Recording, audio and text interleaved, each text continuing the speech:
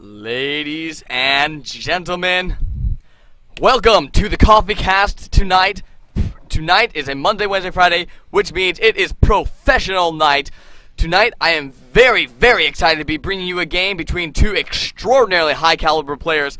So, spawning in the bottom right on MLG Tal'Darim Malter, we have oGsMC, very highly renowned for his Protoss versus Protoss play back in the day. He kind of had a falling out, but at MLG Orlando, able to get his Code S slot back for GSL, and ladies and gentlemen, MC is in his prime.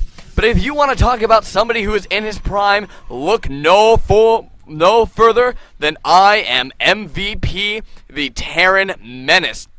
IMMVP is the highest earning player in Starcraft 2, and likely in esports in that right.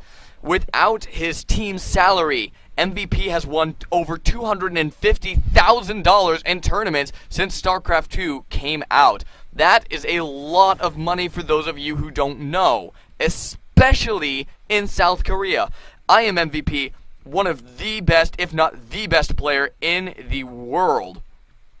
So we are going to have a very, very high caliber matchup between these two players. I am totally excited. The only thing I regret is that it is red versus blue. Korean, yes, these are MVP.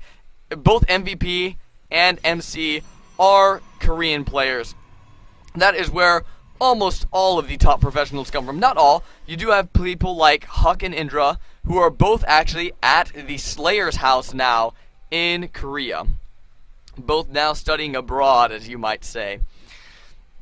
MLG Tal'Darim Malter, a very big map. Not the biggest. Terminus is a little bit bigger. However, it is one of the bigger maps. And as you can see, it is very easy to take your natural expansion, and it is even fairly easy to control your third base on this map. Taking a fourth can be a little bit risky. As it is quite the walking distance from your natural. But it is not impossible by any rights. So hopefully, especially with these cross-spawn positions, we will be seeing a nice, big, heavy macro game. Now we do see MVP going for an early expand, a 1-rack expand. I'm curious to see if MC, who has scouted this now, might follow it up with a 1 gateway expand of his own. Now the 1 gateway expand, extremely popular versus Terran at this point in the matchup, because it allows you to even be able to defend against things like a 2 racks pressure, which is a very high pressure build from the Terran. But if you can hold off against that, you can pretty much hold off against anything in the early game. And the 1 gate expand can even hold off against concussive stim, which is very, very important. Now we do have a second Stalker rallied out right now. Probe now moving up. Don't know if he has any intentions. It looks like he is saving up minerals for that expansion. We do have the Zealot and Stalker moving out, and that Probe is now in position to drop the expansion. A second Stalker is rallied to the first Stalker. And we do have a Probe coming over here, a sneaky Probe to set up a forward pylon, maybe. No, it looks like he might just die instead. No, we do have a bunker with 4 Marines in it. It is going to be extremely difficult to penetrate with the Stalker and Zealot. I do not think it'll be enough. And that Stalker getting mighty close, and look at that control. It is down to 80 shield left, and MC is able to pull that back. Very nice on his part. Now we do have MVP just now taking his first gas, so we won't be seeing any quick tech. And this is something I love out of these Korean Terran players. He took his early second base right there, and back in his main, he's building his 3rd command center already. Now, he won't be using this to lift off and take a 3rd base anytime soon, but it will ramp up his SCV production extremely, especially if he decides to turn this into an orbital command very quickly. This is just something very popular by Korean players, and I believe MVP was actually one of the first to start doing that, and just very important. Now, we do have 2 more gateways being dropped here. It won't be long before we see some sort of tech coming out of oGsMC. And I'm curious to see what route he'll take, if it'll be Twilight or if it will be some sort of robotics play. Both very popular. Now lately, robotics play a little bit less popular for Protoss. A little bit less popular. I don't know why. I think it's just kind of a trend swing. But it's still definitely an option for all the players. 32-28 Harvesters now in favor of MC, but MVP with this extra command center, actually a little bit closer for these SCVs apparently, will be able to quickly catch up in that Harvester count.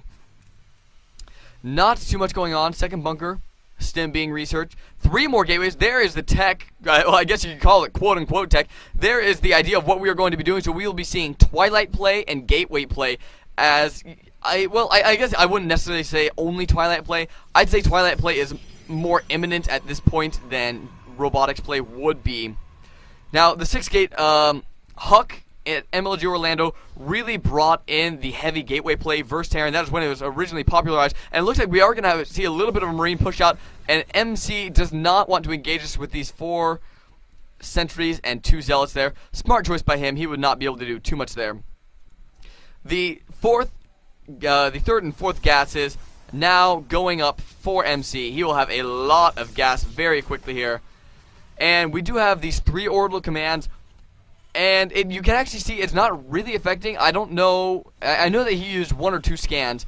The mules, not too much of a factor so far in this game, surprisingly. Now the Harvester count's evening up. Now you can see the mules really kicking in at 1,500 income to 1,000.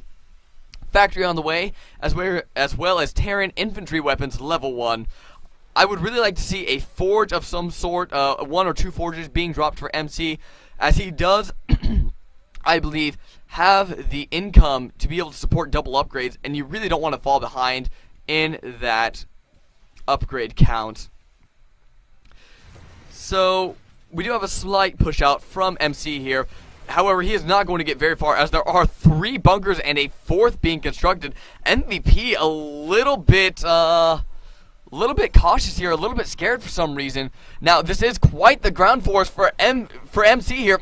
It looks like he is going to be pushing up this ramp, getting into a nice positioning. The Guardian Shield is popped. We might see a couple force fields on those bunkers to stop the repair. And yes, we do. Now, the Zealots are doing a lot of damage to these bunkers. 1 bunker falls, and it looks like 1 in the middle might fall as well. I do not know if MC has quite enough to break this yet, though. And it looks like he will just have to fall back as he is out of Zealots.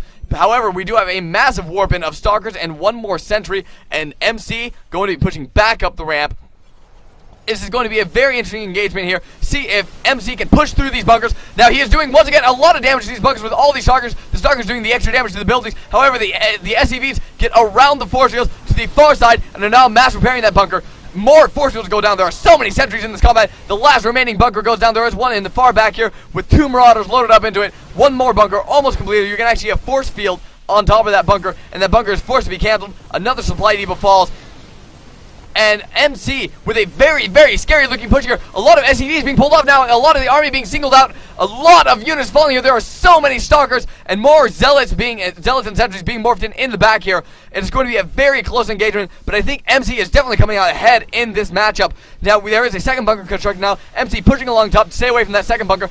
1 more force field goes down. Out of energy maybe for force field. Now, he could use 1 more to stop the SCVs from repairing. However, that bunker does fall. A lot of SCVs being pulled off the line now. I do not know if MVP has enough to hold at this point. The Zealots doing so much damage to all of these SCVs, and now a few more Stalkers being warped in and going to take out that bunker down at the bottom, at the southern part of the expansion. There goes the bunker. There goes the last form of defense. It is now 74-35 supply in favor of OGS's MC, and a very, very nice bunker bust by MC. The perfect composition of Zealot, Stalker, Sentry to be able to bust up that ramp, and there you can see the potency of gateway play versus a Terran opponent.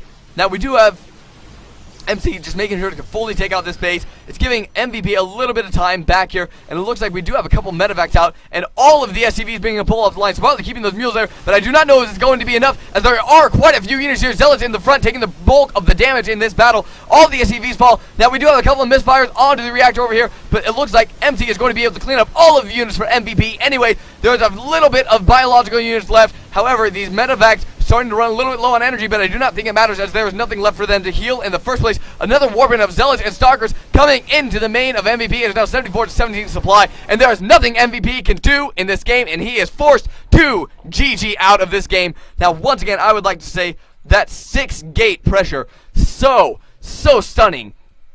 able to lay down an immense amount of pressure on this front, and the massive amount of sentries really told the tale as they were able to force field off the bunkers and stop the mass repair in that game. Ladies and gentlemen, my name is Coffee Break, and I thank you for tuning in. I am going to go to Game 2 now, and that will be up just as soon as it loads. So don't go away. I will be right back.